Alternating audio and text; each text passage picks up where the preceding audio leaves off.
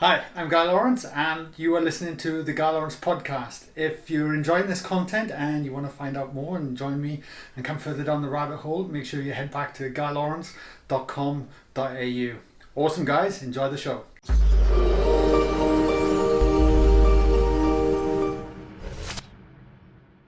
John, welcome to the podcast. Well, thank you for having me. I have to say, I've been researching everything with Dr. John Demartini for the last few days, and it blows me away. There were so many ways I could take this podcast today, and your wealth of knowledge is just mind blowing. And I sincerely mean that. It's quite incredible. How do you do it? Like, how do you retain all this information and apply it and action it and teach? It can seem quite daunting from the outside looking in, if that makes sense. Well, I have been teaching 46 plus years, and I learned many, many years ago that the sooner I give out information after I learn it, the more I retain it, the longer I retain it. Okay. So as I'm reading, as I'm doing today, I'm researching today, we're working on a textbook, writing it. As I learn, I try to share it as soon as possible with somebody. So it goes in, it stays in. The more you extract out space and time from your mind when you're learning, the more immortally attentive and intentive it becomes. So I just devour as much information as I can. I've read 30,250 books now, and I'm constantly reading. And whenever I'm not speaking, and I do the two together, and it's on a diverse series of topics. When I was 18, I wanted to study the most universal principles, most general laws that governed life and human behavior. And that led me to many different disciplines and the founders of those disciplines, and then worked my way through history back into the current. And so I have a look for the most universal principles. And the things that stand the test of time are those things that are universal that way. So I've tried to build a foundation of knowledge based on the most diverse ologies I could get my hands on, because it increases the probability I'm delivering quality material. Wow. Yeah, it makes sense. I find that I was very good at listening, and because we're in a world of information, like there's so much information coming at us now, and I found that I was very good at listening to information, but not retaining it. And not actioning it either, and it would slip on by. Like with all the things that you studied and you looked at, and especially like you're saying, these universal principles of life, even at an early age, are there like common denominators that you find that seem to ring true no matter which parts of history or which parts of where you look at the knowledge, or it seems to come back to certain areas? Yes. What I did, I tried to devour at least 100 books in every ology that I was able to get my hands on. And then I was interested in finding the principles that would stand the test of time. One of the principles that stood is the law of the one to many. It basically states that from one comes many, from many comes one. From a physics perspective, gravitation is going from many, concentrating to one point. And radiation is going from one point, radiating into infinite many. So infinite many to 1 over infinity, and 1 over infinity to infinite many. So this law of one to many applies in sociology with monarchies and democracies. So social interaction, when you're wanting to fit into a new group that you don't know, you then want to stand out. It occurs with self-righteousness, where you tend to want to be by yourself and project onto others, and self-righteousness, where you want to subordinate to others. This law is the most universal law I've found in physics. In chemistry, it's the attraction-repulsion of ions. In physics, mathematics, it's the balancing of an equation of variables of what they call quantitative and qualitative changes. No matter what ology I've studied, sociology, anthropology, even in the law of the one to many applies in anthropology. The out of Africa hypothesis, the Eve hypothesis versus the multi-regional hypothesis. That has been applied in 200 and something different disciplines. And so that I look at that and I apply that into human psychology. I call it the one soul versus the many personas and masks that we wear about our real, authentic nature. And I could probably do a week's presentation on just the law of the one to many. Wow. So if I see those fundamental principles in various disciplines by various writers through different centuries, it gives me at least an indication that there may be some wisdom sitting inside that because it's passed down through the ages. And it applies in many disciplines. I mean, every discipline you study. Yeah. So I'm looking for those universal principles, pairs of opposites, as Heraclitus described, the law of the one to many. These are two very, very significant principles that have stood, centuries. It doesn't matter what field I study, physics to chemistry to mathematics to anthropology, archaeology, any science, any philosophical construct. Wow. Is there any good books that talk about that law in particular? Yes. The best book you'll find is the 2-volume set by Mortimer Adler. It's been out a while now, but it's by Britannica has published it. It's called The Great Ideas by Mortimer Adler. It's called Syntopican Volumes 1 and 2. And this would be Volume 2, called The Law of the One and the Many. And it's also called The Law of Similars and Differences, that if we were to raise the vibration of the universe into infinite frequency, everything would disappear, we would penetrate it, and there would be one essence of being. If we then lower the vibrations down into individual, discernible, existential things, we would then have the many. And so the soul in Aristotle's construct was a quantitative and qualitative state between that one and the many, that infinite oneness and that manyness. And so we could study that, and that's outlined as the law of similars and differences, the law of quantity and quality, the law of the one to many. They're just different ways of describing the law of degree and kind, and the law of radiation and gravitation, the law of attraction and repulsion. They've got many names and different ologies, but it's the same most universal principle we'll find. Wow. The first thing I thought of then, it's almost like we're individual consciousness, but there's this connection to the vast universe at the same time. Well, you had Schopenhauer believed, and many of the Vedic Upanishads that believed that there was a universal mind and that we're just parts of one mind. And then there's other believed in psychology that we were many minds and there's no connection. That was the one and the many again. And you'll see that both are accessible. We have a transcendental and an immanent, as Immanuel Kant said.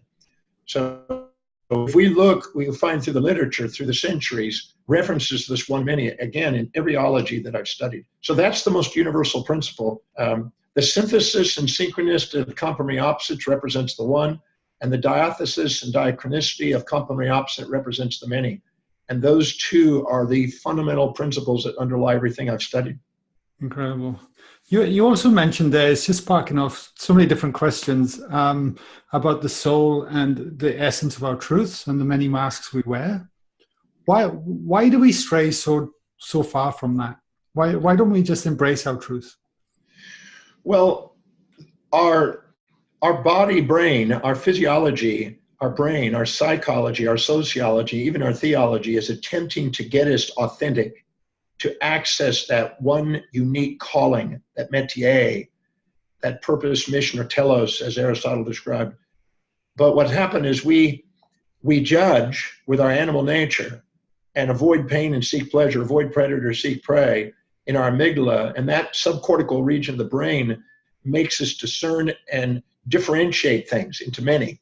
Parmenides said that there was love and strife, and if we got true to ourselves, we loved and we were integrated. If not, we lived in strife and chaos because we kept imposing judgments on things. And sometimes we were too proud to admit what we see in others inside us, and we would look down on them and get narcissistic. And other times we'd be too humble to admit what we see in them inside us, and we become altruistic. And these two polarities of give something for nothing or try to get something for nothing had to be brought into integration, where we gave something for something in a fair exchange that was sustainable.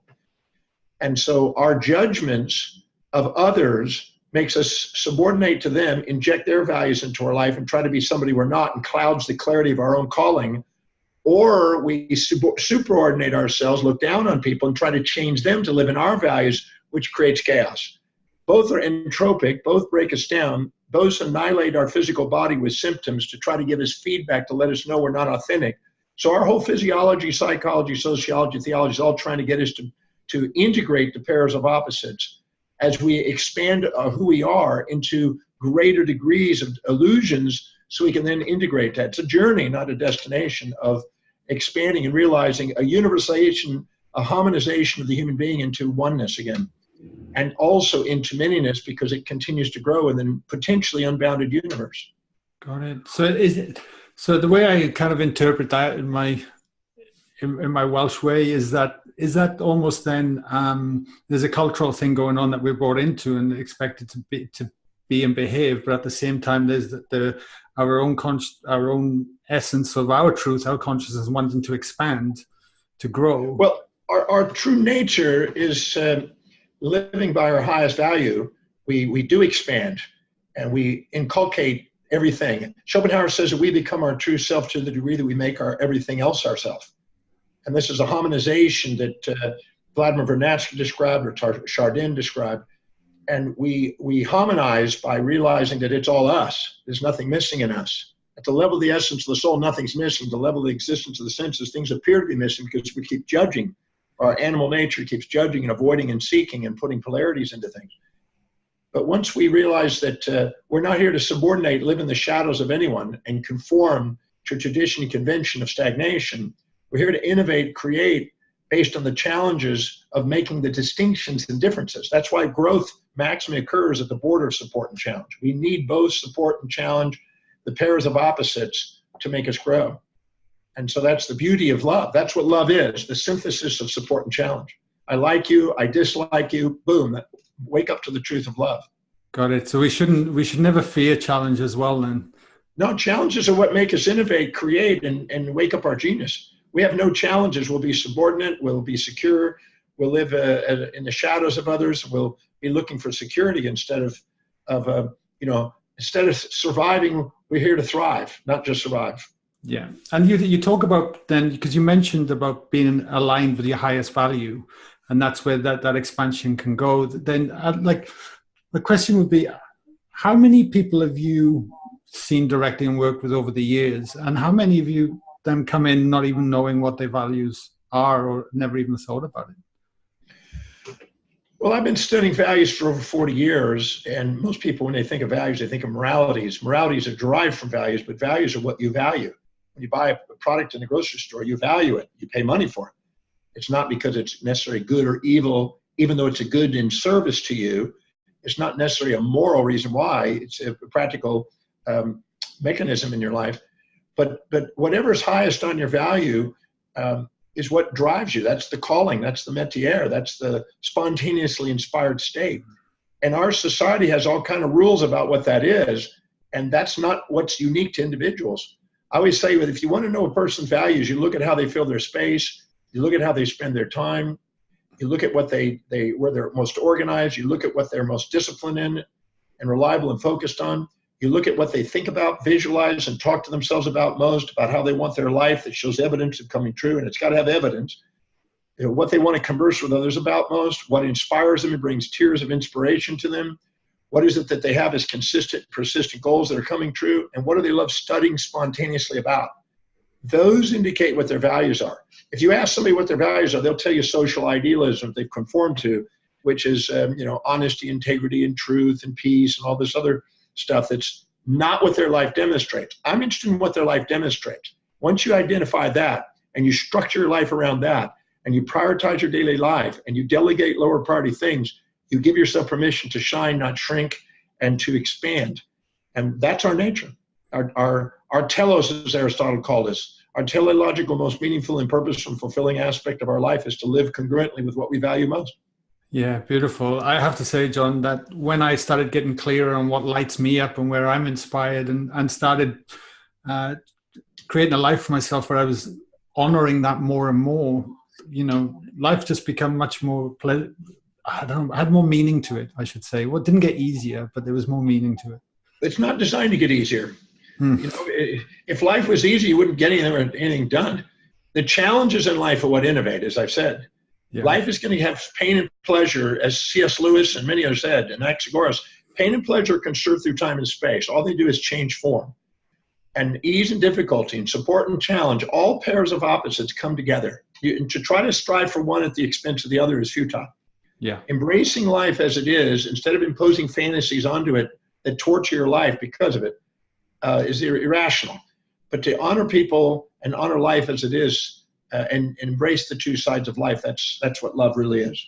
Yeah, beautiful. Love of life. Yeah, I love it.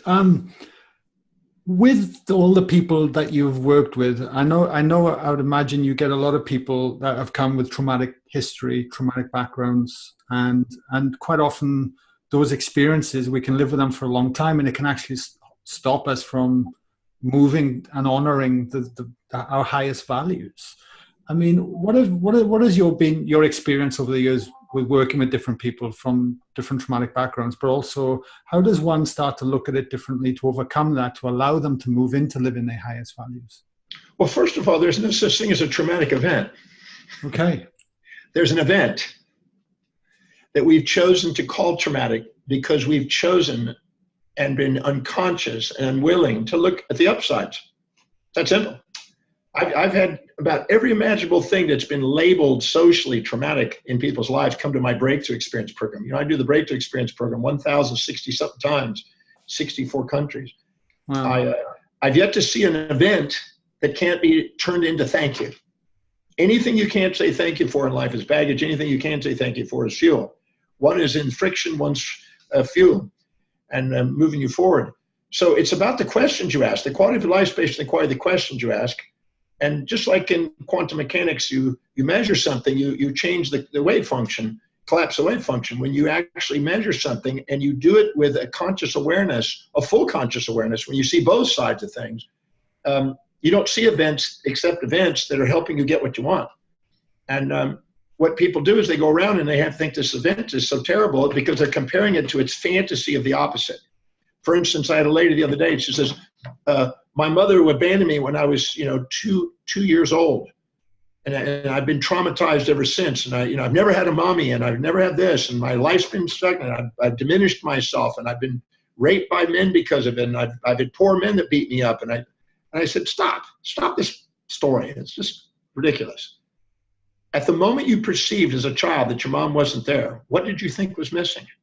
What specific trait in action did she display that you admired, that you felt disappeared when she went on to try to find a man to make money to be able to take care of you, that you misinterpreted?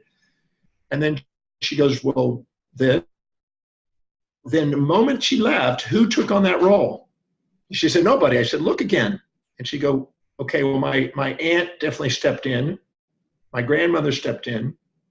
A lady next door stepped in. One of my best friend's mother stepped in. And then when I went on to school, my teacher stepped in. And then I ended up having a series, when I got into a little bit older, I started having a series of women mentors in my life. And I've read a lot of women's books that are empowered. And I said, and you're a leader of women today. She goes, I am. I said, did you thank your mom for delegating what she was not able to do to other people that gave you an advantage? What was the advantage of all those women instead of your mom? Oh, I got opportunities I got education I got travels that I got. And if your mom had been there, oh, she didn't have any income. We would have lived a poor life. I would have been trapped. I said, did you thank your mom for loving you enough to let you go and delegating other people that gave you an opportunity that she couldn't do as an act of love? She started crying. She said, I never thought of it that way. I said, well, you chose to see it as traumatic, and you didn't see it and became dramatic because of the traumatic. And you never saw the opportunities that were there. And she'd sit there and bawled in tears, and she goes, I want to thank my mother. I said, great. Now you've got fuel instead of friction. You've been running this story, this traumatic story all your life over something that's not even real. You just didn't look. You chose and fit into traditional idea about how it's supposed to be instead of honoring the way it is. If you have a fantasy, you're comparing your current reality to a fantasy, you're going to be depressed. Then you're going to be angry, and then you want to blame, and then you want to go in and hold on to the past and be victim of history, not master of destiny. Wake up, grow up. Anyway, I gave her hell. I made her go and look differently. She sat in tears of gratitude. She wrote a beautiful letter to her mom, thanking her for the first time in her life. I said, well, that's the way to go through life. So there's no traumatic event. There's an event that you chose to see only one side of, and you made traumatic. And even if I had a lady that lost her child. And I said, in the process of what are you doing today? She said, I have a foundation for helping children. I said, yes, you're now helping thousands of children instead of one. I said, and do it in honor of the child. And then honor the person that's helped you move on with that. And they go, God, you have a way of looking at things in a way that I'm no longer the victim. And I said, well, why would you want to be a victim of history when you're capable of being a master of destiny? So I don't see traumatic events. I see events. And then people choose to see one side. If they're conscious of the downside and unconscious of the upsides, they call it traumatic. If they see the upside, not the downside, they think it's terrific. But the real truth is it's neither, until somebody polarizes with a subjective bias their realization of what's happened. And we put meaning to it. And they give it the meaning. They made it into a mountain or a molehill. They made a hell out of a heaven or a heaven out of a hell out of their own choice. And so I confront people and tell them, you don't have to run that story. And I'm not interested in a story. Their story's bullshit. I have no interest in people's dramatic stories. I'm interested in asking new questions, liberate them from the bondage of those things that are occupying space and time in their mind and running them with noise in the brain and being victim, and ask them how to use this to the greatest advantage. And when they do, they come out powerful and they go do something more amazing with their life. Amazing. I heard you say the other day while I was researching you, John, that there's three things within our control: our perceptions, our decisions, and our actions. And the examples you give right then is how we perceive in that event at any given time. And then the decision we take with it and the actions to take. Exactly. Yeah. I was told in first grade I would never read, write, communicate, never amount thing, never go very far in life. And I wore a dunce cap and had to face the window, didn't get to be part of the class. And then I eventually left school and was a street kid. Okay. Now, then I met a teacher at age 17 that told me I was a genius. And I went, whoa, the reality is I can do whatever I want from whatever's happened to me. I don't have to be a victim of this. I also learned that when I was 14 years old, I was hitchhiking from Houston, Texas to California. And I normally had a girlfriend that was about this age and a mom that was this age. But when I got to California, I hooked up with this 27-year-old girl that I lived with. I was 14. And today that would be illegal, but it was pretty cool in those days. And anyway, she had a son that was taken away from her by her husband that she divorced, or they divorced. And so she was looking for a son. And if you took her son's age and her husband's age, divide by 2, I was that age, the mixture of those two. If you look at my mom's age and my girlfriend's age, she was the perfect blend of the two together divided by 2. I was getting a combination of girlfriend and mom, somebody to take care of me and somebody to be like a girlfriend to. And also she was getting a son and a father figure, a husband figure. So we were getting it a new form. And it taught me when I was 14 on the streets that nothing's missing, it's just changing form. And the master lives in a world of transformation and is resilient, adaptable to the new forms. It doesn't get attached to the form and then run stories and dramas. Yeah, wow. So how do you then, what would you recommend for people that to truly let go of the old story? Because quite often we can slip back to that noise in our head and story. I mean, for me personally, one of the simplest things that's been most effective is actually developing a gratitude practice every single day. But the thing is the story is going to remain as long as you have a polarized misperception. Anything you infatuate with that you're conscious of the upside and unconscious of the downside is going to occupy space and time in your mind and run you. Yep. Anything you resent that that you are conscious of the downsides and unconscious of the upsides is going to occupy space and time in your mind and run you. Those are designed to create neuroassociative complex and electronic GABA and glutamate activation in the brain and run in reverberating circuits until you bring the mind into balance, and then it liberates. Every weekend in the breakthrough experience, I liberate people from the noise in their brain. They have all of a sudden a centered, calm, poised mind, a clear mind, and they go, wow, my mind is full now. It's not empty of one side, which was void. And all of those voids, all those unconscious parts are intuitively trying to come to the surface to bring it, to make you fully conscious, to liberate yourself from that stored subconscious baggage. So if we liberate ourselves by asking quality questions that awaken our unconscious intuitively, we actually can liberate that, and there's nothing to go back to because the story's changed. We don't have those old stories again. She doesn't have the story about her mother that way. I had another boy who was eating all his nails. This is in Sydney, Australia, where I happen to be now. He was eating all his nails and just blood and scabs on his nails. And he was also left when he was born. His mother gave him up.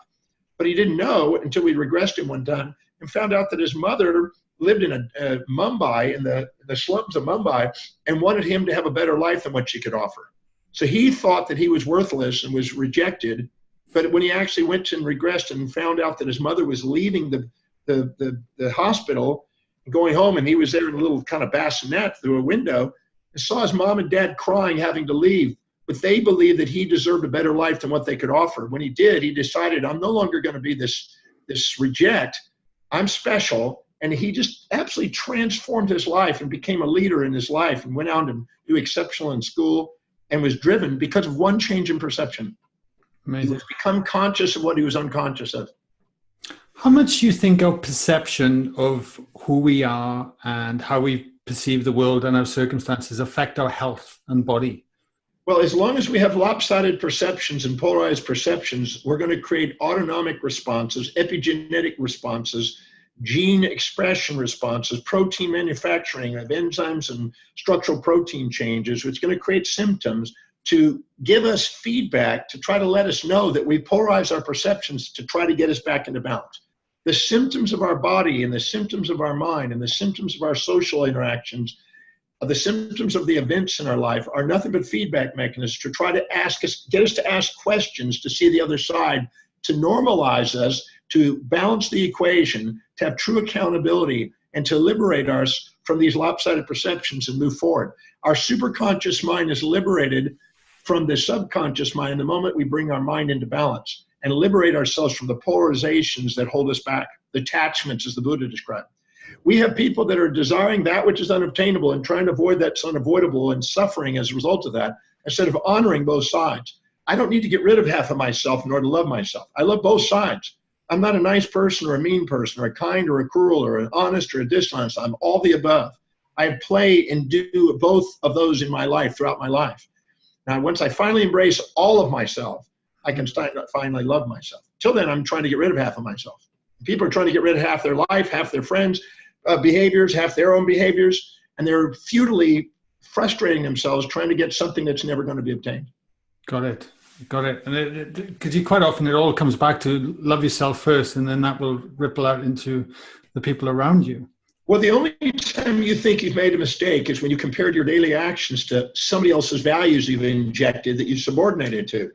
When you don't compare yourself to other people's actions, you don't judge yourself.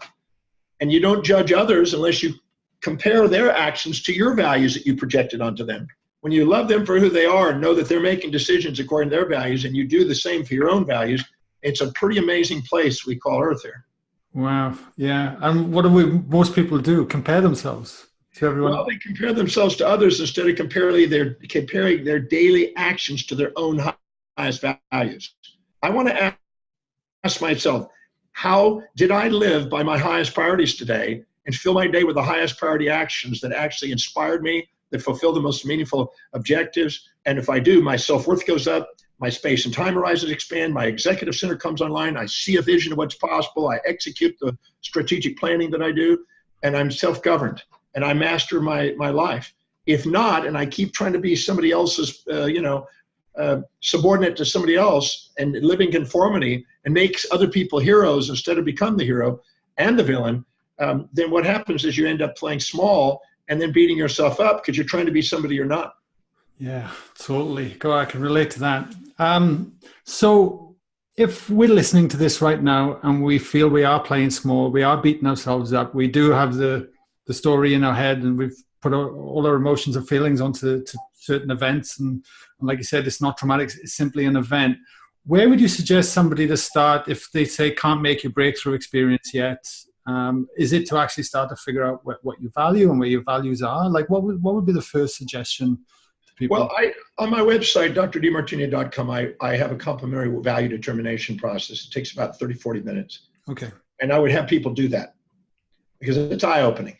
Because they look at that, if they answer it honestly and objectively, if they have difficulty answering, it's because they're comparing what they think they should be putting down versus what it is. And they don't want to write what it is because they're judging it relative to other people's expectations. But if they just write objectively what their life demonstrates with the answers, it'll be eye-opening and revelatory. It will also make you look and go, no wonder my life outcome is exactly what it is. Because my hierarchy of values dictates my destiny, dictates how I perceive, decide, and act. Every decision is based on it. Then you start to realize that you say you want to be financially independent, but your actions show that you have a higher value on buying consumables that depreciate in value than you do buying assets. So you keep buying those and you wonder why you can't get ahead and you think there's something wrong with you, but there's not. Your values are creating that. So first, to start there. Then start to prioritize your daily actions to do the actions that are highest in priority, that are most meaningful and most productive, that serve the greatest number of people, that also fulfill your highest values. And that's the secret of life. That's where your vocation, vacation can be the same. But if you're having to go and to do something over here to make a living, and that, Monday morning blues, Wednesday hump days, thank God it's Fridays, the week friggin' ends, so you can escape every day at a break, and escape every week on a weekend, and escape every year at a holiday, and escape your life at a retirement, you missed the boat. You missed who you are. You don't have a desire to get away from who you are when you're doing something you love to do. Totally. So finding out what that is and prioritizing your life, and then doing something that inspires you, because when your highest values, you'll embrace challenge and support equally. And doing that and find something that serves humanity, great numbers of humanity, so you get paid. I said it at church recently. I said, if you're poor, it's because you don't care about humanity. If you care about humanity, you'd find the needs of humanity and find a way of directly or indirectly filling those needs more effectively and efficiently than somebody else, and make an unlimited amount of income to do what you love in life. This is what's possible for people. And that's a very different way of looking at financial money and some of the stigma that comes with it. Well, people have this illusion that money is somehow not spiritual. I think that's crazy. Yeah, agreed. If you stop and think about it, if you're self-righteous and you're looking down on your customer and employee and you're not meeting their needs, you can't expect to do well in business. And if you're minimizing yourself and exaggerating them and putting them on pedestals, you'll sacrifice your profits. But if you have equanimity within yourself, neither pride nor shame, and equity between you and them, neither infatuation or resentment, and you have a balance, you'll have sustainable, fair exchange, which is something that they win, you win. And that's productivity. The other is basically a zero-sum game. This is a non-zero-sum game of equanimity that allows sustainable, fair exchange. That same state is spiritual. It's a perfectly equilibrated, non-judging state, but it's also the key to material wealth. They're one and the same. There are no separations there. Do we all have a life purpose? Well, the hierarchy of one's values, the very highest values, is the purpose. The purpose is the most efficient, effective pathway to fulfill the greatest amount of voids in our life with the greatest amount of value. And that can be changed. You could have a purpose that's evolving as your values change. I was a baseball player from age 4 to 13. I was a surfer from really overlapping that from 9 to 18. And then I became a teacher from 18 to now 65. So I've been doing teaching all these years. But at one time, baseball, and at one time, surfing was my main focus in life. My next step is hopefully international sex symbol, Joe. I tell people that, but they say, well, all you do is read books and you study and you teach and travel. And I said, well, what do you do with what do you do to chill out? I go, I don't need to chill out, man. Yeah. My life is chilled. Do you still have many goals you want to achieve in life? Because from the outside looking in, I see you're doing amazing things all around the world, and I just imagine you ticking a box every day, and I'm like, oh, what's left to do for John? Well, no, I there's no end to goals. I have a 4,700 page document of goals and gratitudes and my mission statement and all of my standards and my posthumous biography, and there's no end to it. There's no way, because I haven't stepped on every country of the face of the earth. I haven't reached every individual on the planet. I haven't. I'm working at trying to create a competitive Nobel Prize equivalent, and I want to get more and more funds for that to put that away so I can compete with that and the Templeton Prize. There's many things that I'm working on that. No, I'll be busy right to the end. On my last day, I'll still be doing something. Probably have some of the ticks still missing. Amazing. And one last question on goals before we move on. Is it a key to then setting goals? Because I hear your goals, I'm like, wow, reach every person on the planet, see every single country. And to me, that, for me, where my reference points is, that feels like a very long way away. But at the same time, should goals just challenge you but feel within reach, or should we just set lofty ideas and just go for it? Well, I set goals I wanted to go to every country around the world when I was 17, 18. So I've just been ticking away as I go. I live on a ship called the world because it travels to most every country. So I figured if I live there, that I'm traveling, whether I'm speaking and traveling, living in hotels, or I'm on my ship traveling. So I have the increasing probability of living and fulfilling that objective. So I strategically targeted the way I live my life to get my objectives. And, year by year, I get to tick off new countries, and I just keep working on it. Some of them are going to get me going right till my last week probably, but I'm going to keep working on them. I'd rather have goals, and maybe I shoot for the universe and I get a couple galaxies. I'd rather do that than shoot for the backyard and get some a mud puddle. Yeah, got it. I have a few questions I ask everyone on the show every week, and just coming into the last bit. And the first one is, I'd be interested to hear, has there been a low point in your life that you have later looked upon as a blessing? Well, yeah, when I nearly died when I was 17, that was a close call with, physical death. Actually, many times surfing, I had many close calls because I used to ride big waves. And then, but I nearly died at 17. I've had a few close calls. I was in a car accident one time and thrown 70 feet in the air and lived through that. And that was a close thing. I think I was unconscious, but I don't even know how long. I wasn't even aware of that during that period. When I went through the first divorce, I was pretty challenged by that because, it was not what I expected. There's all kind of challenges that went through that. But other than that, I've been pretty inspired. I'm a pretty inspired guy. I learned that if setting goals, if you set fantasies, you create nightmares. If you set true objectives where you embrace the both sides of life and mitigate the risks and advance with foresight, you don't have to deal with the hindsight of trial and error. And so I just take big projects and I break them down to small bites and I keep working on them every single day. I write giant books by doing a little bit every day, and then all of a sudden I'm there. I don't sit there and I don't set fantasies. I set goals that I get done. If you don't see that you're making progress towards your goals, it's time to adjust the goals or come up with new strategies. It's that simple. Yeah, I love it. I always say depression is the comparison of your current reality to a fantasy that you're holding on to. If you don't have a fantasy, you have a pretty amazing life. But life sucks if you keep comparing your life to fantasies. So I don't waste my time on fantasies. I know how to discern the two. I know what the symptoms are of a fantasy versus something that's an objective. And I use those inspirations that are objective to guide my journey. And we get results. Yeah, got it. Thank you for sharing. I know you've met hell of a lot of people and come across a lot of people in your life, but a question I ask everyone as well is that is there anyone you would want to have dinner with tonight from any time frame, from anywhere in the world, and have a conversation? Who would it be, do you think, and why? I was asked that by Vogue magazine. They did an interview with me and they asked me 17 questions, and they asked the very last question, who is it on the planet that if you could be, who would you want to be? And I go, me. I had no desire to be anybody but me. I had no fantasy about it trying to be somebody else. I'd rather be number one at me than being a second of anybody else. But there's many people that I would love to have met and would love to meet. Some of them are passed on. Mm-hmm. Some are great philosophers. Some are great Nobel Prize winners. Some are great thinkers. Some are great artists. Some are great musicians. Sure, I'd love to interact with any of those people that have left immortal effects. At 20, I wrote down 50 names of people that I wanted to meet. It didn't take that long to get them. I got them all met. I've got now, I think it's over 3,000 names of people that have global impact that I've met and had the opportunity to meet or consult with or do movies with or something.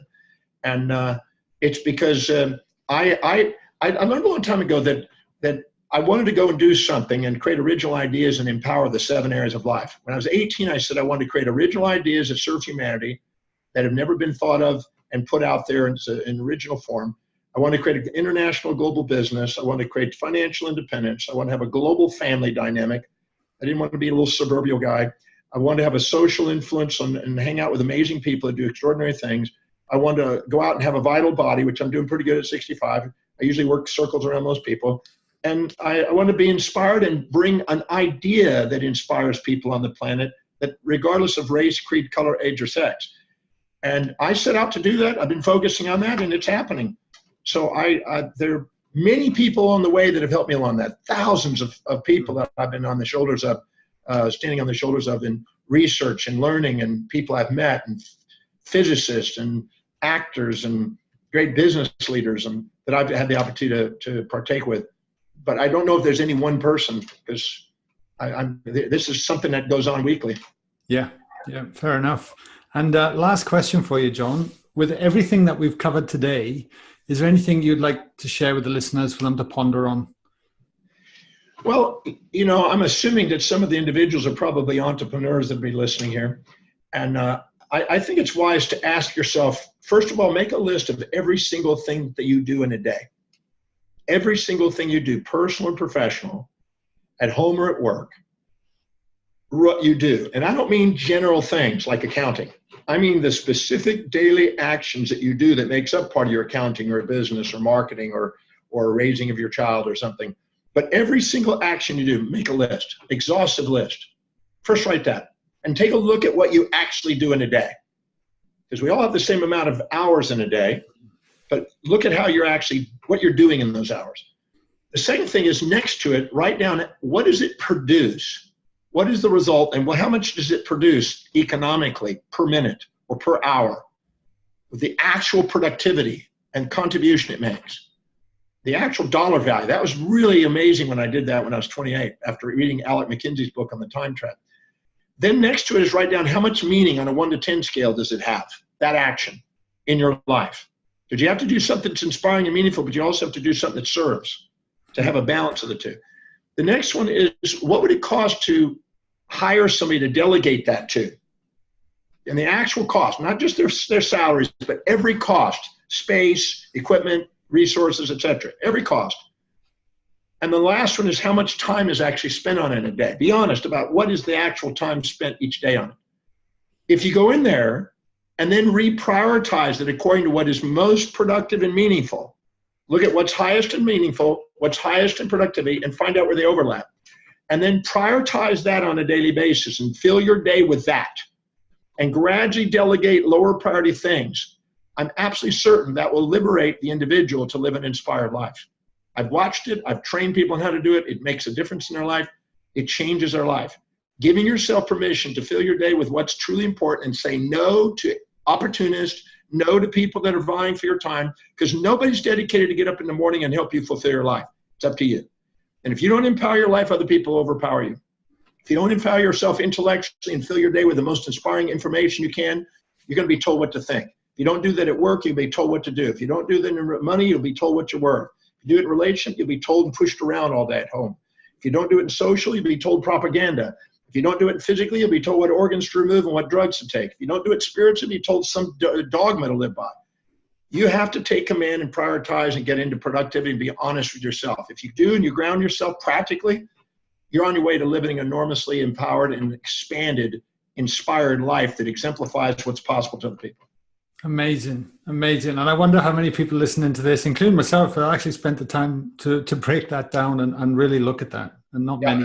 That's a practical thing that I guarantee changes your life. Yeah, fantastic. And that's such a great way to wrap it up. The breakthrough experience, John, how often do you run them in Australia and around the world? And I'm doing one in Sydney this week here at the Hilton. I'm doing one on George Street. Then I'm doing one in Melbourne at the Stanford Plaza. I will probably be back another couple of times, usually around 3 or 4 times a year. I'm doing the breakthrough experience when I'm in Australia. But I do them in many, many countries around the world. I do 43 on average per year in some country around the world. And I love it. I've done it 1,060 something times, over 30 years worth.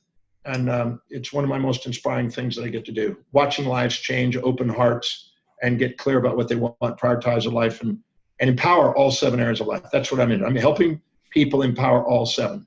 That's what I want to, I learned from Zig Ziglar. If I help other people get what they want to get in life, I get what I want to get in life. I want to do that.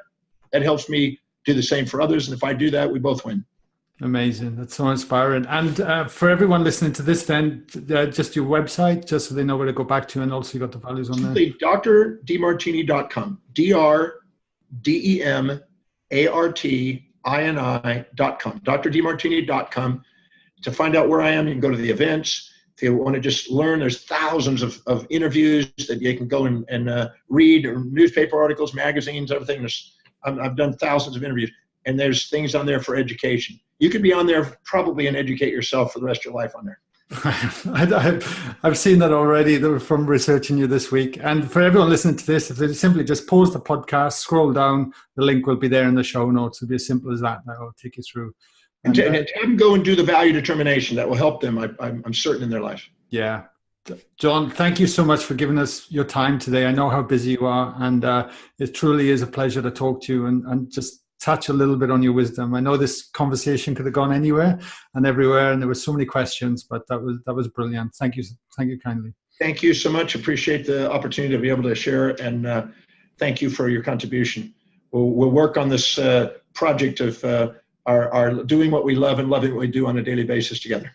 100%. Thanks, John. Thank you.